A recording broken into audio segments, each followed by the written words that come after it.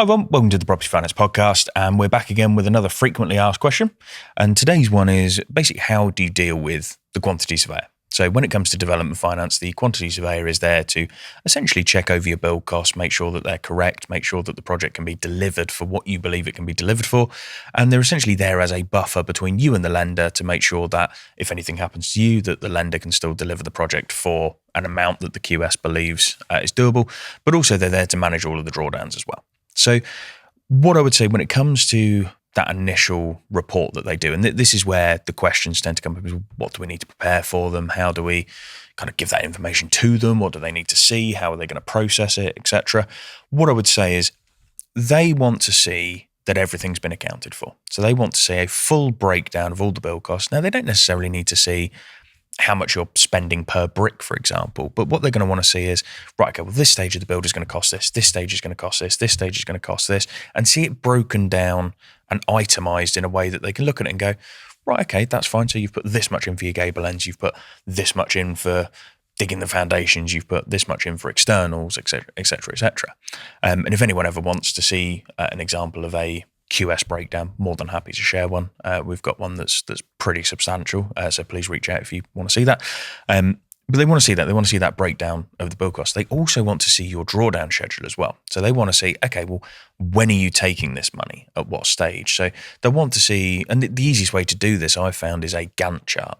So a Gantt chart that has, let's say it's a project over 18 months, the 18 months at the top, and then each of the items down the left-hand side. And then what you do is you just basically colour in the cells of, right, okay, in January, we're going to be claiming our foundations. Or then in December, we're going to be claiming some externals, whatever. And what you'll end up with is you'll end up with a nice chart which kind of shows across the screen, right, okay, well, these are the drawdowns. This is what we're going to be expecting to draw down in each of those drawdowns. And the QS can have a look at that and they can say, well, okay, actually, yeah, you've got a decent pace of work going here. I think you're going to hit all of these. That's fine. Oh, actually, I think you maybe need to move a few of these forward or a few of these back. And they're there to support you and kind of help you as best they can. Now, one of the things that you can do, and I wouldn't necessarily recommend this, but it is something you can do if you're particularly fearful of the QS, is you could actually look to bring your own QS on board. Now, we've got a couple of QSs that we've interviewed on here before, like Jake Suthers from the QS company, obviously, so he would have a look over. Obviously, I would listen back to the podcast first and foremost, but he could have a look through your build costs. He could actually build out all of the documentation that you then need to send to the lender's QS. Now, the reason why I wouldn't necessarily recommend that is, although Jake is incredible at his job and well worth having on the team, you've obviously got a QS there already for the lender. So you do end up paying for two quantity surveyors. You end up paying for the lender's QS and then your own QS. However, it's just a case of weighing up in your mind, well, actually, is that increased cost worth it to then have those two QSs talk to one another rather than involving you in the process? That is a decision you've got to make. I guess one of the benefits that you could have from it is that actually you may pay £3,000, £4,000, £5,000, whatever it may be, for someone like Jake to come on board. And then what will happen is actually, because of his abilities and his kind of ability to put all that information together, you may end up finding that actually the QS for the lender believes in it more, and then they aren't going to hike all of the costs and things up. So that $5,000 or whatever that you may spend bringing your own QS on board might actually save you more money in the long run. So just a decision that you've got to make there. But that's kind of all of the information that they need to see. They just need to see that build cost breakdown, and they need to see the drawdown schedule. And then using that, they can then put together their own version of events. Obviously, the risk you've got is that the QS may come back. So, for example, some of the development bits that we've been working on, so they're coming out at maybe £120 a square foot. Obviously, a QS finds that quite difficult to believe.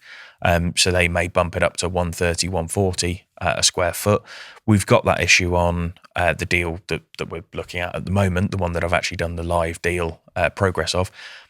What they've done is they've come back at 140. Obviously, there's a £20 a square foot difference. So what they've done is, I think our build costs were coming out about 535. They've then put it in at about 620, I think it was. So what's happened is that the lender has actually had to increase that build cost facility because they have to accommodate for the full amount that the QS says that it's going to take. And that's obviously dropped the day one. But because we've spoken to the lender, because we've kind of managed that relationship, what they've done is they've actually removed a little bit from the build cost facility and put it onto the net day one. So we actually haven't felt as much of a pinch as we maybe would have if we'd gone to maybe a less pragmatic development lender. So there are ways of getting around it if the QS does come back and increases the build costs. But obviously there is that risk potentially that if you've under-egged your build costs, that they may come back and put possibly an over-realistic view on some of their build costs, but they're just there to protect the lender at the end of the day. So worth keeping that in mind. But that's all the information the QS is going to need. Hopefully that answers one of the most regular questions we get around QSs. Otherwise, catch you on the next one.